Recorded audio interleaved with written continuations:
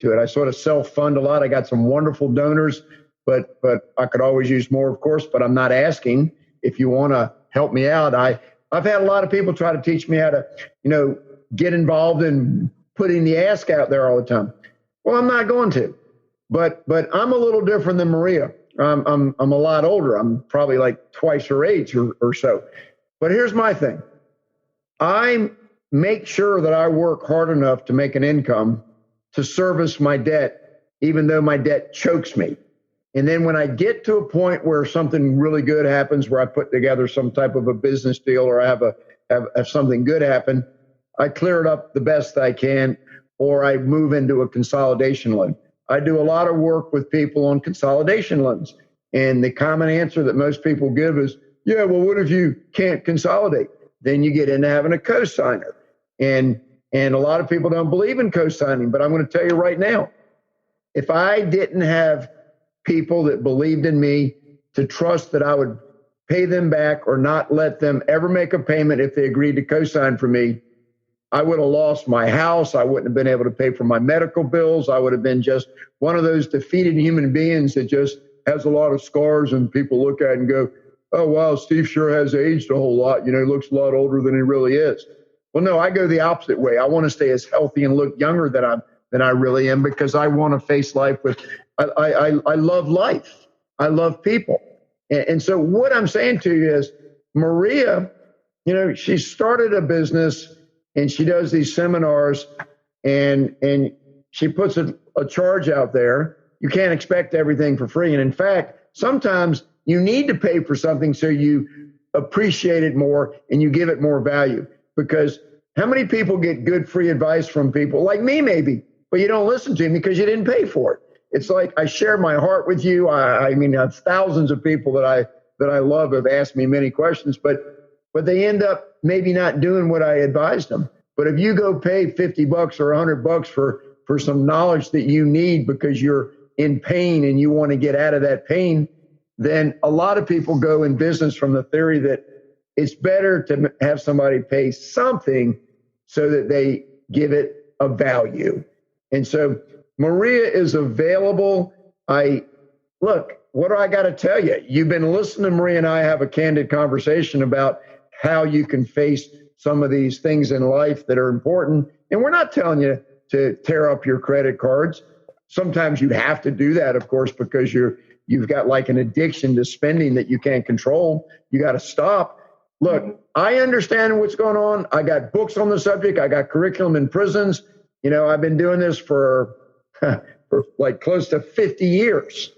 But Maria is just like I am, and I'm amazed at her information knowledge base for being a younger person. But she's learned the lessons. She knows what to do, and I'm saying, Maria, give them your contact information, please, because they can contact you or they can contact me, and we're here for you. But I want you to know that, Maria needs to make a little income. I'm not trying to drum up business for her. That's not what I'm doing. I'm trying to help you get control of your life in something that you need that Maria is an expert in. This is not an infomercial. I'm not telling you to call Maria. I'm telling you, you need sometimes maybe to consult with people that have the highest level of integrity and knowledge and caring.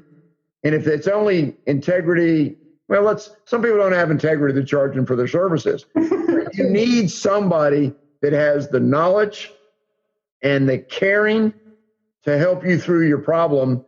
And that's what you're looking for with a good counselor.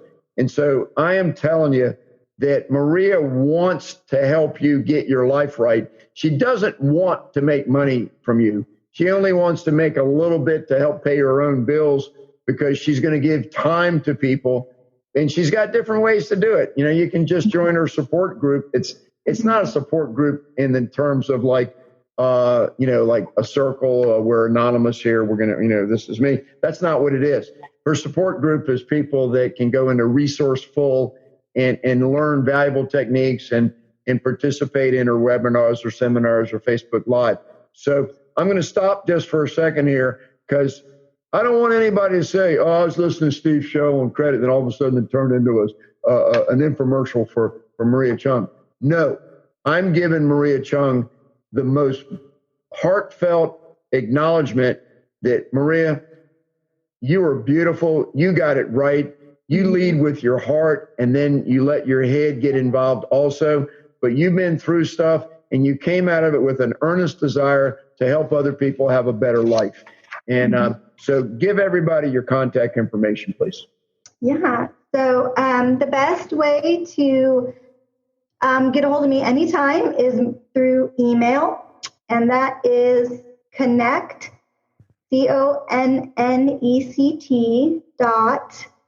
MCSA@gmail.com. And my business page on Facebook is Maria Chunn, Support Artist. And that's Chunn with 2 N's, so CHUNN. Maria Chunn, Support Artist, or @ MC Support Artist. And I'm actually in the process of, or just started today, actually sharing. I'm sharing the next part of like my family's journey, financial journey on there, and my Instagram. And the Instagram is at Maria Chunn. So those are the best ways to kind of see what I'm up to.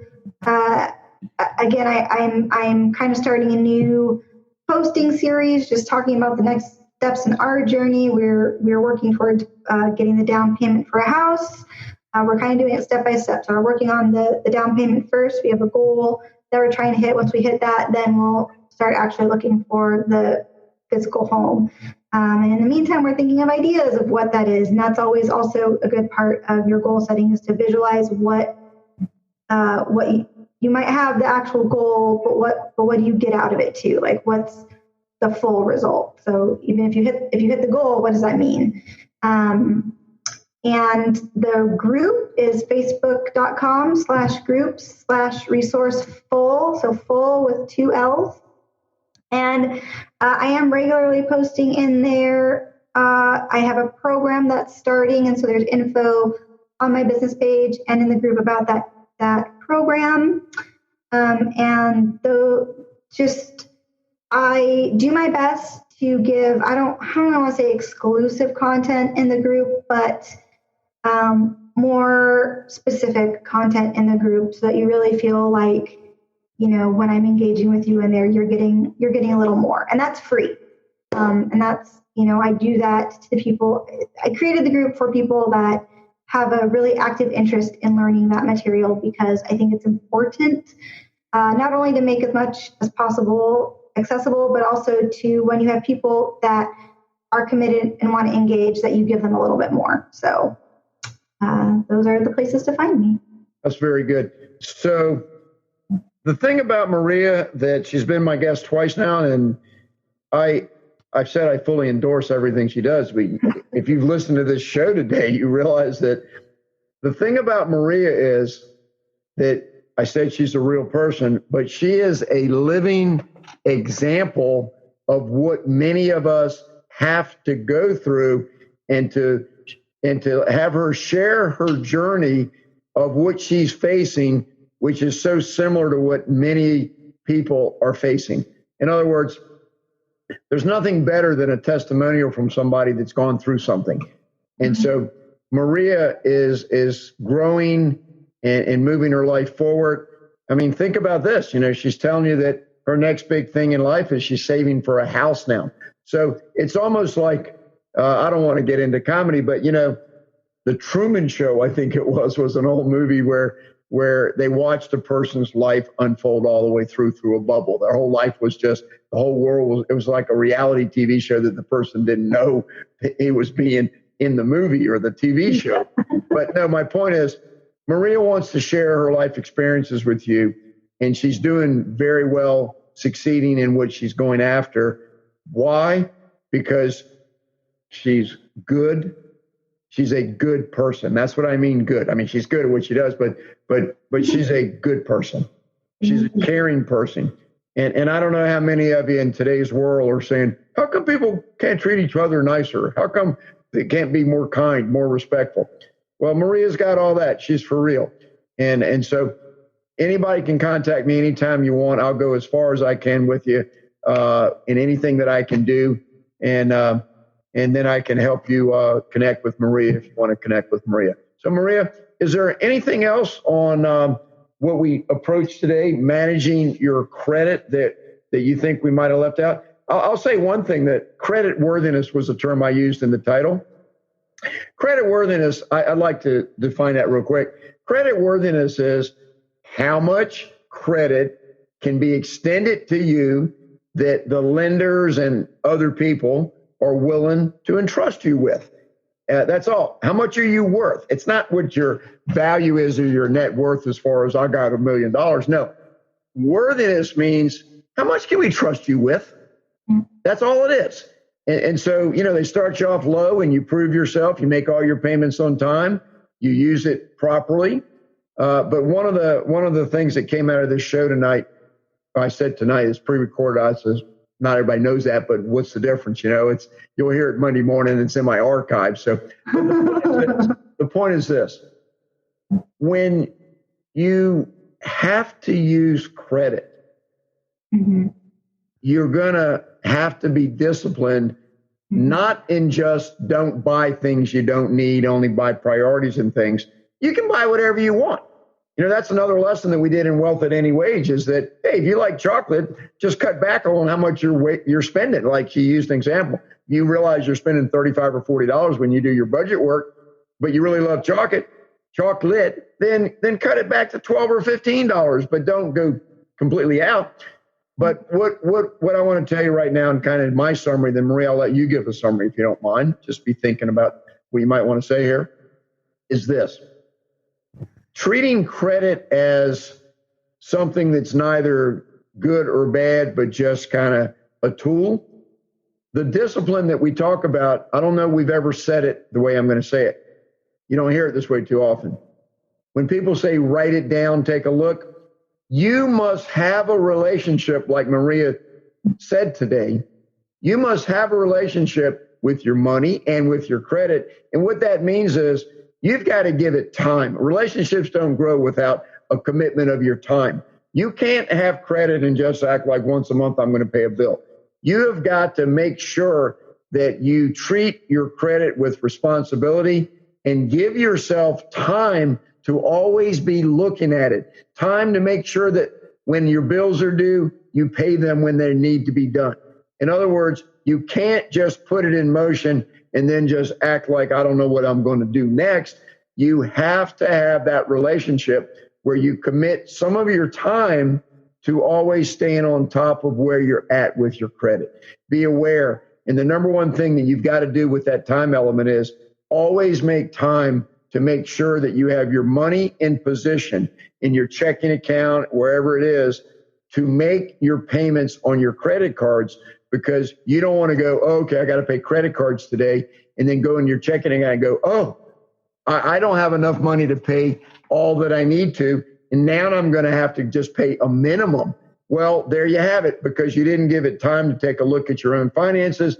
You didn't have enough money to pay the balances that you should have been paying. You went with a minimum payment, and now you're more enslaved into the trap than you're not out of the trap yet. Maria, what do you think about my closing there? I think it's great, and I think it kind of goes also to the parallels between, we're talking about health, and that, you want to have healthy credit. And financial health is just as important as, mental and physical health, because they all go together. And so exactly when your income is too tied up in places it shouldn't be, then you can't properly take care of yourself. So taking the time and, developing that relationship with your checking account, just like when you eat junk food every day and you feel terrible and you don't know why, well, it's because you're eating junk food every day. And so you have to, change your relationship with your eating habit, with your health, with your physical health to get better. It's the same with your finances. You have to change your relationship with your financial health to get better. And I think exactly, it's a matter of integrity and self-discipline and commitment, just like any other relationship. Absolutely. I absolutely agree. Good. So in the title, Managing Your Credit, the word your is in there. Credit is part of you.